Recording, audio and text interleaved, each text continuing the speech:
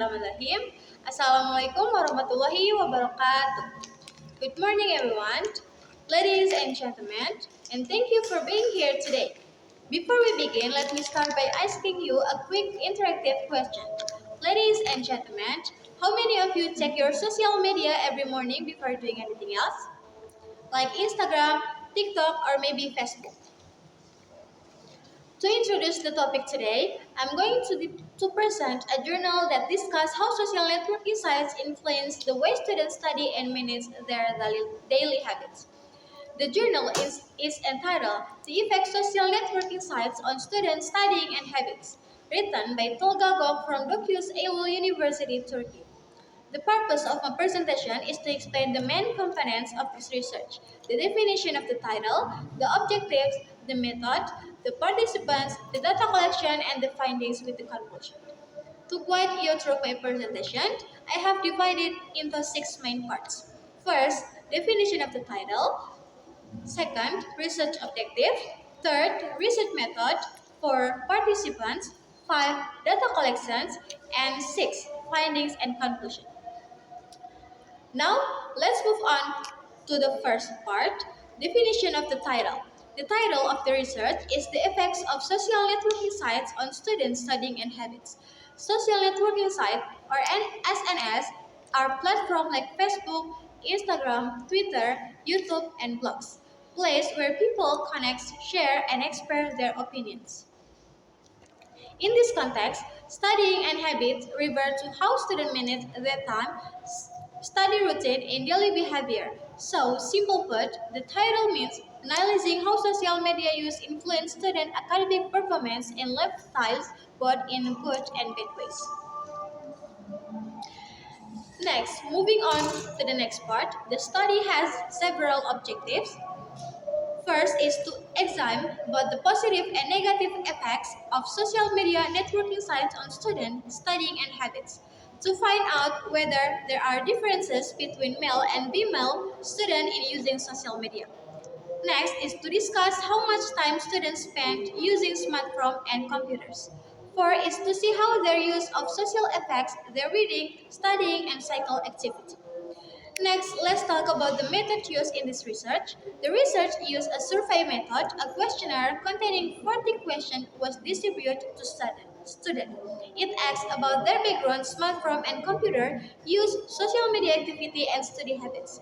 The responses were analyzed using IBM SPSS Statistic 22, mainly with descriptive analyzing and t-tests, to compare male and female students. Next is continuing to the next section. Let's discuss the participants.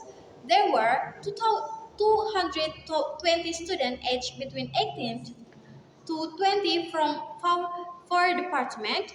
It's industrial glass and ceramics, geotechnic, drilling technology, and natural building stone technology. They were all from Torbeli Technical Vocational School of Higher Education, Dok Eylül University, Turkey.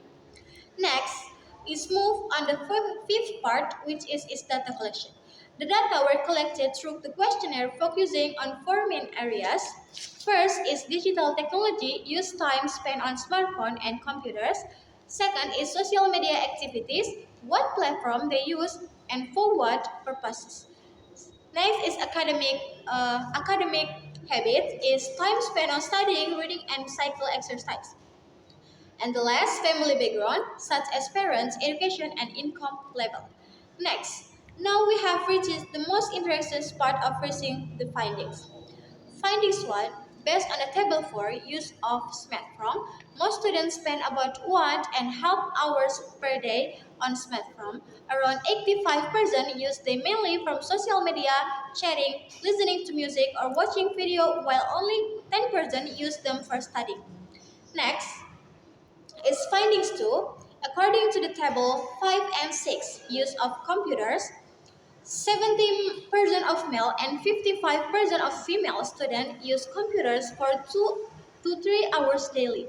Again, the main activities are social media, gaming, and watching movies. Students are more focused on leisure activities than academic ones. Next is findings 3. The table 7, reading habits, illustrate that more than half spend less than 1 hour reading books or newspaper. Digital habits are replacing traditional reading habits. Next is finding 4. From the table 8, around 60% of the students say they really do cycle exercise or go to the gym. Excessive screen time reduces cycle activity. Next is finding 4. If we observe the table 9, 11, and sorry, if we observe the table 9, 10, and 11 or study time, we can notice that almost 80% study their major courses less than 1 hour per day. Social networking sites reduce students' study discipline. Next is finding 6, gender differences. There were no significant differences between male and female students. Both groups spend almost the same amount of time online, though males tend to play games more and female use SNS more for communication. Next is conclusion. To sum up what we have discussed today, social networking sites have become an inseparable part of student lives. However, excessive use can negatively affect study time, academic performance, and health. Many students spend hours online but very little time studying and reading. Therefore, the researchers suggest that teachers and parents should guide students in using social media responsibly. School should limit device use during study hours. Future research should examine strategies to balance digital life and academic productivity. Next is closing with personal reflection. Before I close my presentation, let me share my personal reflection. Personally, I think this study reminds us that technology is powerful, but only if we use it wisely. Social media can connect us to the world, but it can also distract us from our goals if we are not careful. That's all my presentation about the effects of social networking sites on students, studying, and habits. Thank you very much for your attention. Wassalamualaikum warahmatullahi wabarakatuh.